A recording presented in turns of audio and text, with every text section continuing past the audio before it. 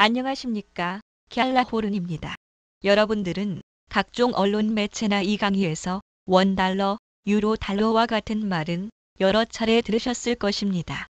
환율이란 두 나라의 통화 간 교환 비율을 나타내는 것이니만큼 환율을 나타낼 때는 통화 두 개가 있어야겠지요. 이렇듯 기준이 되는 통화와 알고자 하는 통화를 묶어서 통화쌍이란 이름으로 통화와 환율을 나타냅니다. 환율을 나타내기 위한 두 개의 통화를 표시하는 데에는 일정한 규칙이 있습니다. 우리나라 뉴스에서 원달러 환율이라고 하지 달러 원환율이라고 하지 않고 유로 달러라고 말하지 달러 유로라고 하지 않는 것처럼 말입니다. 통화쌍을 표시하는 방법은 크게 두 가지가 있는데 하나는 미국식이고 다른 하나는 유럽식입니다. 미국식은 한 나라의 통화 가치를 미국 달러로 표시하는 방법입니다.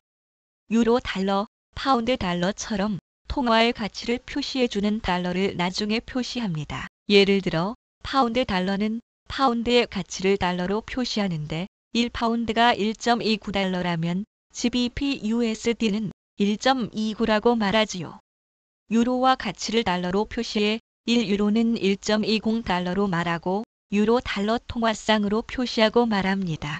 주로 유럽 쪽 통화가 미국식으로 통화쌍을 표시합니다. 그리고 호주 달러도 미국식으로 표시하지요.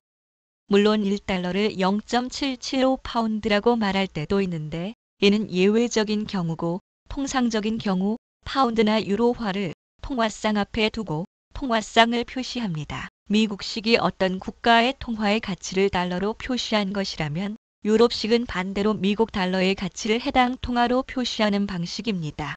가장 쉽게 이해할 수 있는 통화쌍이 바로 원달러 통화쌍입니다. 미국 달러의 가치를 한국의 원화로 표시하고 있지요. 2020년 3월 20일 현재 1달러가 1255원인데 이렇게 미국 1달러의 가치를 원화로 나타내고 있습니다. 그러면 우리가 말하는 원달러 통화쌍은 달러원으로 표시하고 말해야 하지 않을까요?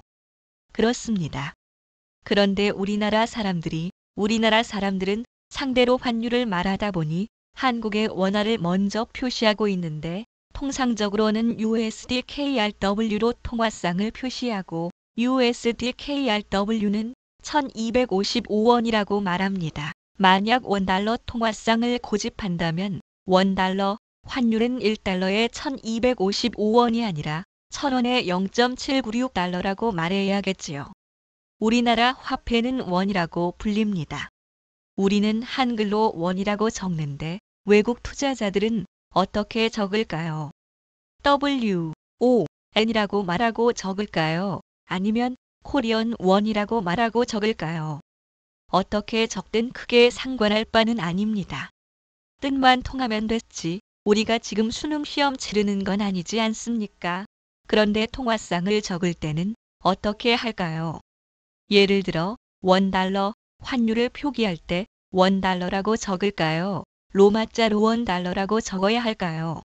달러라는 이름은 미국뿐 아니라 호주, 뉴질랜드, 타이완을 비롯한 여러 곳에서 화폐 이름으로 사용하고 있습니다. 이에 대한 구별이 필요하지 않겠습니까? 그래서 국제표준화기구 ISO에서 각 통화별 표준 코드를 만들었습니다.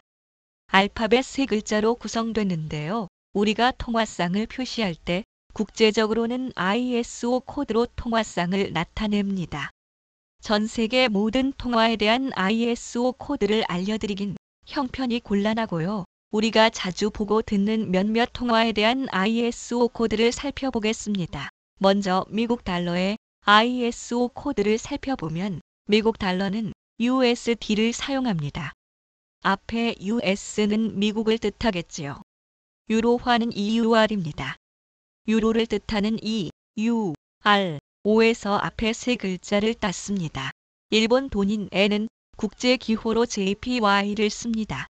앞에 JP는 일본을 뜻하는 재팬에서 가져왔고 Y는 N을 말합니다. 영국 화폐인 파운드는 GBP를 국제기호로 사용하는데 마지막 P는 파운드를 말합니다.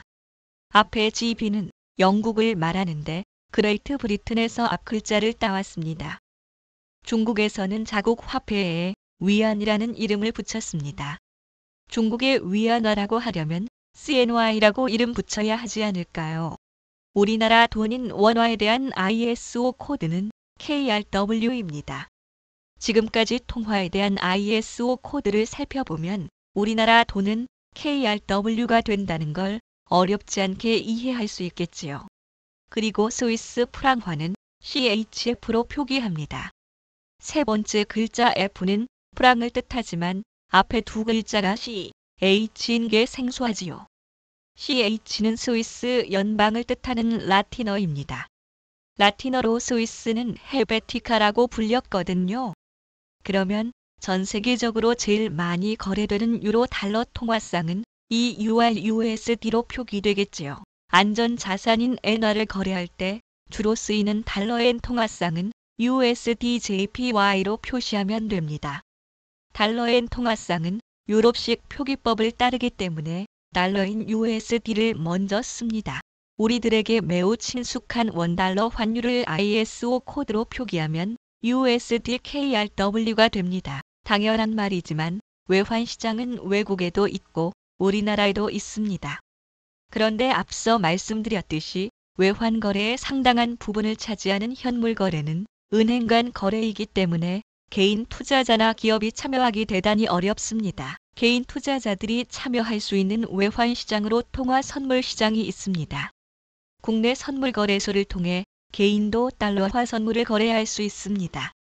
그런데 이 강의는 움직임이 매우 비슷한 FX 마진과 시카고 상업거래소에서 상장된 해외 통화 선물에 관한 것이기 때문에 국내 통화 선물에 대해선 간단히 표로 정리하는 정도에서 마치겠습니다. 여기서 교재로 삼고 있는 개미도 할 수 있는 외환 투자 1권 115페이지에는 국내 거래소에 상장된 미국 달러 선물에 대해 요약한 표가 있습니다. 이걸 참조하시면 되겠습니다. 그럼 해외 통화 선물, 정확히 말해 미시카고 상업거래소 CME에서 사용하는 기호에 대해 살펴보겠습니다. 이 자리는 FX 마진과 해외 통화 선물 등 외환 거래에 대해 살펴보는 것이니만큼 통화 선물 상품에 대해 살펴봅니다.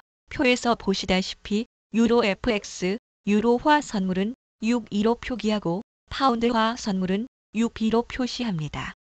엔화 선물 상품은 6J입니다. 통화 선물은 6으로 시작하고 각 통화 사용 국가 첫 글자로 각 상품을 구별했습니다. 그럼 6A는 어느 통화를 나타낼까요? A로 시작하는 나라들을 떠올려 볼까요? 6A는 호주 달러입니다. A는 오스트레일리아의 A에서 따왔겠지요. 그럼 6L은 어느 나라 통화를 나타내는 기호일까요? L로 시작하는 국가들을 떠올려야 할까요? 의외로 6L은 L로 시작하는 국가의 통화 기호가 아니라 브라질의 해안화를 나타냅니다. 브라질은 B로 시작하는 만큼 UB로 써야 하지 않을까 하지만 여기 표에 나와 있다시피 UB는 영국 파운드화 선물 기호입니다. 그래서 인지 브라질 해안화는 6L로 씁니다. 시카고 상업거래소에는 우리나라 원화도 선물 종목으로 올라 있습니다. 거래량은 다른 주요 통화 선물에 비해 미미하지만 말이죠. 우리나라는 영어로 코리아인이 UK일까요? 아니면 대한민국 정식 영어 명칭은 리퍼블릭 오브 코리아인이 6R로 쓸까요? 한국 원화는 그냥 KRW로 씁니다. ISO 기호 KRW를 그대로 가져왔지요. FX 마진에서 통화상은 국제표준화기구 ISO에서 준비한 코드를 사용하는 데 비해 통화 선물 시장에서는 시장에서 마련한 자체 기호를 사용합니다. 한편 시카고 상업거래소 CME에는 표준 상품보다 크기를 줄인 마이크로 상품도 상장돼 있는데요. 통화 선물에는 정규 상품과 함께 미니 상품과 마이크로 상품이 있습니다. 마이크로 상품은 표준 상품보다 10분의 1 크기입니다. 통화 선물뿐 아니라 원자재 상품에도 미니 상품이 있지만 통화 선물이 더 다양한 종목을 다루고 있습니다. 마이크로 통화 상품은 표준 상품 기호 앞에 알파벳 M을 덧붙입니다. 그래서 마이크로 유로화 선물은 M62라고 적습니다. 예를 들어 CME에 올라온 상품 가운데 M62H19라는 게 있다면 이것은 마이크로 유로화 선물이고 만기가 2019년 3월인 상품입니다. 여기서 H는 만기월이 3월임을 말하고 19는 2019년입니다. M62, M20은 만기가 2020년 6월인 마이크로 유로화 선물을 말하겠지요. 3월이 H, 6월이 M. 우리가 생각해 볼 수 있는 알파벳이 아니라 헷갈리실지 모르겠습니다. 이제 만기월을 뜻하는 기호를 살펴보는데요. 각 기호는 여기 있는 표와 같습니다. 표에서 보듯이 1월은 F라고 표기합니다. 그런데 1월이 왜 F인지는 잘 모르겠습니다.